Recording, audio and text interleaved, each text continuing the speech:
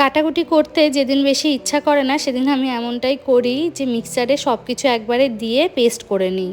রান্নার স্বাদ কিন্তু এই জন্য অনেকখানি বেড়ে যায়। এখানে যে পেস্টটা করেছিলাম সেটাও দিয়ে দিলাম, আর এবার ভালো করে মশলাটাকে কষিয়ে নেব। এদিকে চানার মশলাটা কষতে কষতে কাবলি ছোলাটা আমি ওদিকে প্রেসারে সিদ্ধ হতে বসিয়ে দিয়েছি, আর সিদ্ধ করতে আমি দিয়েছি একটু নুন আর কয়েকটা কাঁচা লঙ্কা। এবারে কষা মশলাটার মধ্যে আমি আরও একটা মশলা দিয়ে নিচ্ছি। তার মধ্যে রয়েছে একটু টক দই এবং জিরে গুঁড়ো, ধনে গুঁড়ো, শুকনো লঙ্কার গুঁড়ো এবং কাশ্মীরি লঙ্কার গুঁড়ো। সবটা দিয়ে ভালোভাবে একটু কষিয়ে নিতে হবে যতক্ষণ না পর্যন্ত এখান থেকে তেল ছাড়ছে। কাল মাছ করার সাথে সাথে একটু মাংসও করেছিলাম এবং মাংসরও একটুখানি গ্রেভি এক্সট্রা হয়েছিল, তাই ভাবলাম ওখান থেকেও 2-3 চামচ মতো চানার মধ্যে একটু দিয়ে নিই।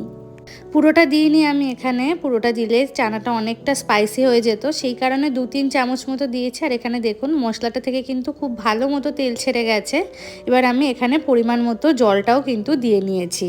এইবারে এখানে আমি আগে থেকে ভেজে রাখা পনিরগুলোও দিয়ে নিলাম। পনিরগুলো একটু নাড়াচাড়া করেই কিন্তু এর মধ্যে চানাটা দিয়ে দেব। পরপর অনেক দিন হয়ে গেল যে আমরা চানা, ঘুগনি এসবই খেয়ে যাচ্ছি, এবার তাই ভেবেছি পরদিন ডিনারের জন্য বানালে একটু তড়কা বানাবো।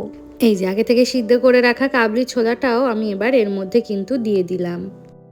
আমার এই কাবলি ছোলাটা ওভারনাইট গরম জলে সোক করে রাখা ছিল, সেই কারণে একটা সিটি মারার সাথে সাথেই কিন্তু সুন্দর একদম সিদ্ধ হয়ে গেছে। আজ একটু বেশি করেই চানাটা করে রাখলাম যাতে মোটামুটি 2 দিন হয়ে যায়। নামানোর আগে এখানে কাসুরি মেথি আর একটু গরম মশলা ছড়িয়ে দিয়েছি। চানাটা আজকে খেতে জানেন ভীষণ সুন্দর হয়েছে, তাই ভাবছি এখান থেকে এক বাটি একটু বামলাদিদেরকেও দেবো।